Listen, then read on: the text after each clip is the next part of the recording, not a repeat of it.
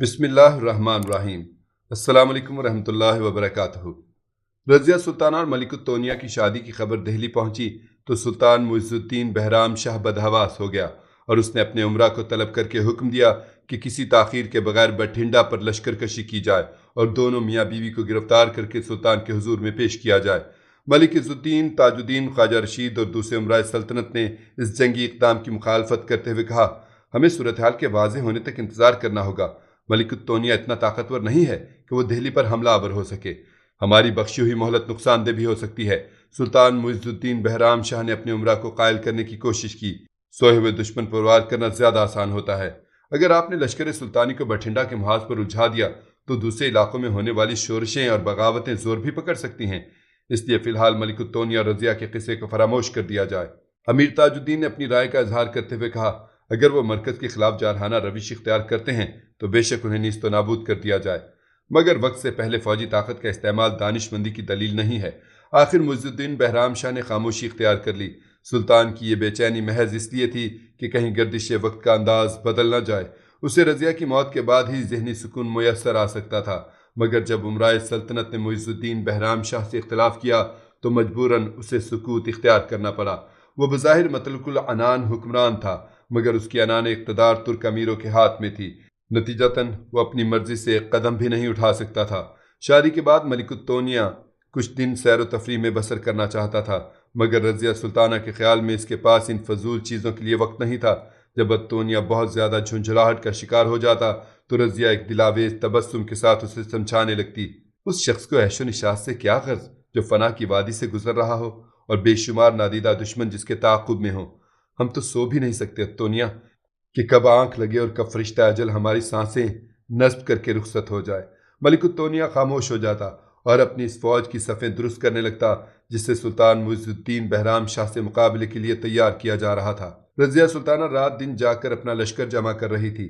علاقے کے ذمہ داروں سے وعدہ کیا گیا کہ جنگ جیت جانے کی صورت میں انہیں بڑی بڑی جاگیریں بطور انعام دی جائیں گی۔ حرص و حوث کی ترغیب نے ذمہ داروں سے ان کے حواس چھین لیے۔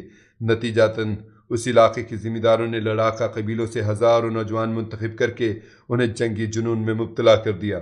یہ سادہ لو نوجوان رضیہ کے سامنے جان دینے کا عہد کرتے اور پھر ان کے جسموں پر ہتھیار سجا دیے جاتے۔ اس کے علاوہ گکھڑوں اور جاٹوں کا بھی ایک بڑا لشکر تیار کر لیا گیا تھا۔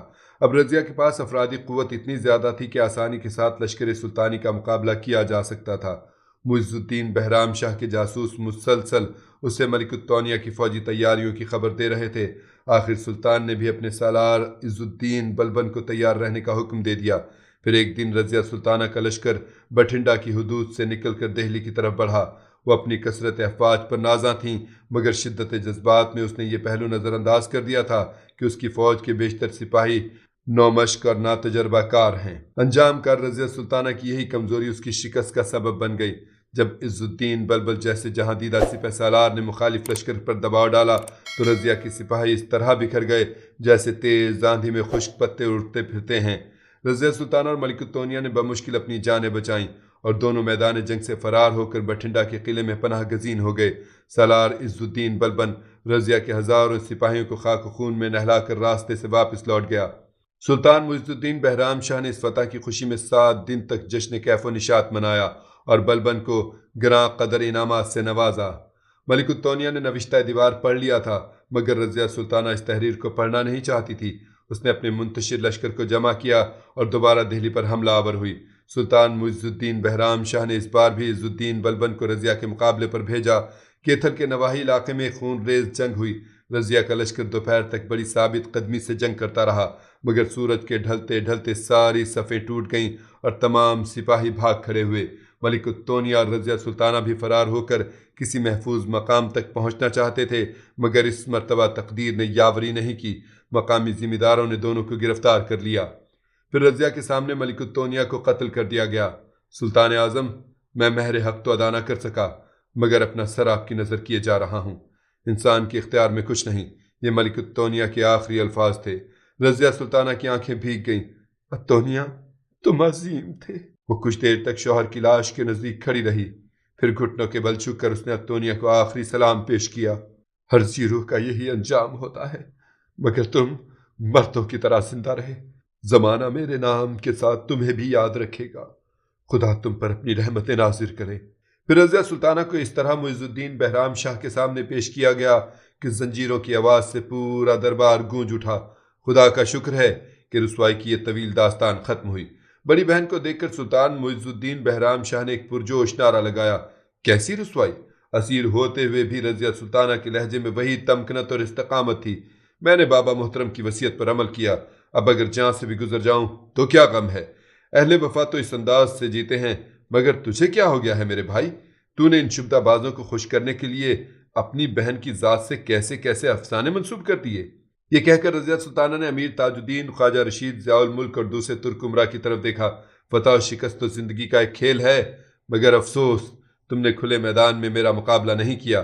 دن رات اپنی قومی عزت و شجاعت کے قصیدے پڑھنے والوں، تم نے وقت کے آئینہ خانہ میں اپنے چہرے نہیں دیکھے، منافق، ریاکار اور مکروہ چہرے۔ میں نہیں جانتی کہ تم اور کس کس کے اعتبار کا خون کرو گے۔ ترک امراء رضیہ سلطانہ کی نشتر زنی برداشت نہ کر سکے اور وہ سر دربار چیخنے لگے، سلطان اپنی بہن کو گفتگو کا سلیقہ سکھاؤ ورنہ حالات قابو میں نہیں رہیں گے۔ امراء کی تنبیہ سن کر کٹھ پتلی حکمران بدحواس ہو گیا اور رضیہ سے مطالبہ کرنے لگا کہ وہ اپنے طرز کلام پر ندامت کا اظہار کرے اور سر دربار ترک امراء سے معافی مانگے۔ رضیہ سلطانہ نے بڑی جرت کے ساتھ انکار کر دیا، میں نے جو کچھ کہا سچ کہا، مجھے اپنے کسی لفظ پر ندامت نہیں ہے۔ رات بھر سلطان معز الدین بہرام شاہ اور ترک امراء میں مشورے ہوتے رہے، بالآخر سب کے سب رضیہ کے قتل پر متفق ہو گئے کہ ان کے نزدیک رضیہ کا زندہ رہنا انتہائی خطرناک تھا۔ اسی رات پچھلے پہر بہرام غوری کو آزاد کر دیا گیا۔ بہرام غوری اپنی زنجیریں کٹ جانے پر حیرت زدہ تھا، مگر جب وہ قید خانے سے باہر آیا تو اس کی حیرت شدید اذیت میں تبدیل ہو گئی۔ صبح ہوتے ہوتے رضیہ کے لیے مقتل آراستہ کیا جا چکا تھا۔ تمام ترک امراء مقتل میں جمع تھے، بس مجرم کا انتظار تھا۔ آخر زنجیروں کی جھنکار سنائی دی اور رضیہ سلطانہ خاص ادائے شاہانہ کے ساتھ نمودار ہوئی۔ اپنی محبوب کو اس حالت میں دیکھ کر بہرام غوری کے منہ سے چیخ نکل گئی، یہ سب کچھ کیا ہے؟ ترک سردار خاموش رہے۔ سلطان معز الدین بہرام شاہ اپنی کرسی پر بیٹھا تھا۔ اس نے بہرام غوری کو آگے آنے کا اشارہ کیا۔ چند لمحوں میں بہرام غوری صورتحال کو سمجھ چکا تھا۔ وہ آہستہ آہستہ بہرام شاہ کی طرف بڑھا، مگر اس طرح کہ بار بار پلٹ کر رضیہ کو دیکھتا جاتا تھا جو مقتل کے درمیان کھڑی تھی۔ بہرام غوری قریب پہنچا تو سلطان معز الدین نے اس کی طرف تلوار بڑھا دی۔ بہرام غوری استحفامیہ نظروں سے سلطان کی طرف دیکھنے لگا، تم سلطنت ہند کے ایک جانباز اور وفادار سپاہی تھے۔ سلطان بہرام غوری سے مخاطب ہوا، مگر تمہاری خدمات کا اعتراف کرنے کے بجائے تمہیں زنداں کے حوالے کیا گیا۔ اس لیے ابھی سلطان معز الدین کی بات پوری نہیں ہوئی تھی کہ بہرام غوری بول اٹھا، مجھے آقائے نعمت سے کوئی شکایت نہیں ہے، مگر ہم طے کر چکے ہیں کہ تم اپنے ہاتھوں سے حکومت کی اس باغی کا سر قلم کرو گے۔ سلطان معز الدین نے سخت لہجے میں کہا۔ بہرام غوری نے سلطان کے ہاتھ سے تلوار لے لی، ایک نظر رضیہ کی طرف دیکھا اور پھر آگے بڑھ کر تلوار بہرام شاہ کے قدموں میں رکھ دی۔ سلطان معظم، خادم کو اس حکم کی تعمیل سے معذور سمجھا جائے۔ بہرام غوری کی آواز پورے مقتل میں گونج اٹھی، زندگی بھر جس کے روبرو آنکھ نہیں اٹھ سکی، اس پر تلوار کیسے اٹھے گی؟ سلطان معز الدین نے بہرام غوری کے انکار کو رضیہ کی حمایت سے تعبیر کیا، پھر دوسرے ہی لمحے اس کی آنکھیں بجھا دی گئیں۔ رضیہ نے بڑی اذیت کے ساتھ یہ منظر دیکھا۔ بہرام غوری کا پورا چہرہ خون میں ڈوب گیا تھا۔ تم سرخ رو ہوئے بہرام، رضیہ نے بلند آواز میں اپنے اتالیق کو مخاطب کرتے ہوئے کہا، مگر افسوس مجھے اس وقت تمہاری وفا کا اعتبار آیا جب میری زندگی کی شام ہو رہی ہے۔ میں اسی ایک لمحے کے لیے زندہ تھا سلطان اعظم۔ تکلیف کی شدت سے بہرام غوری کی آواز لڑکھڑا رہی تھی۔ ابھی وہ کچھ اور کہنا چاہتا تھا کہ سلطان معز الدین نے اپنے سپاہیوں کو حکم دیا، اسے قصر سلطانی سے باہر نکال دو۔ سپاہی بہرام غوری کو کھینچتے ہوئے لے گئے۔ جلاد آہستہ آہستہ رضیہ سلطانہ کی طرف بڑھ رہا تھا۔ مقتل میں موجود تمام حاضرین کا خیال تھا کہ موت کو اپنے نزدیک پا کر رضیہ خوفزدہ ہو جائے گی اور ترک امراء سے جان بخشی کی درخواست کرے گی، مگر اس وقت ہر ایک قاتل حیران رہ گیا جب مرنے والی کے ہونٹوں پر ایک تحقیر آمیز مسکراہٹ ابھر آئی۔ اس نے سلطان بہرام شاہ اور ترک سرداروں کے اقتدار کی یکسر نفی کر دی تھی۔ افائے عہد کی گھڑی آ پہنچی، میں خون میں نہا کر اپنے بزرگوں کے پاس جا رہی ہوں، ان سے میرا یہی وعدہ تھا۔ میں نے مقتول بھر خدا کے بندوں کی خدمت کی، مگر اے حرص و حوث کے غلاموں، تم خدا کے سامنے کیا منہ لے کر جاؤ گے؟ یہ رضیہ سلطانہ کے آخری الفاظ تھے اور پھر وہ قتل ہو گئی۔ سلطان معز الدین کے حکم پر بہرام غوری کو قلعے سے باہر نکال دیا گیا۔ وہ کئی جگہ ٹھوکریں کھا کر گرا، پھر اچانک دو ہاتھوں نے اسے سہارا دے دیا۔ فردوس، بہرام غوری نے چونک کر کہا، آپ نے مجھے کیسے پہچان لیا؟ فردوس نے روتے ہوئے کہا، مصیبت کی اس گھڑی میں تیرے سوا اور کون آ سکتا تھا؟ بہرام غوری نے فردوس کے کندھے پر ہاتھ رکھ دیا، جلدی کر، مجھے شہنشاہ کی گلی میں پہنچا دے، نہیں تو پھر کوئی رکن الدین، کوئی وصی الدین راستہ روک لے گا۔ فردوس بہرام غوری کو لے کر مہرولی کی طرف چلی گئی، جہاں شہنشاہ معرفت حضرت قطب الدین بختیار کاکی رحمت اللہ علیہ آرام فرما رہے ہیں۔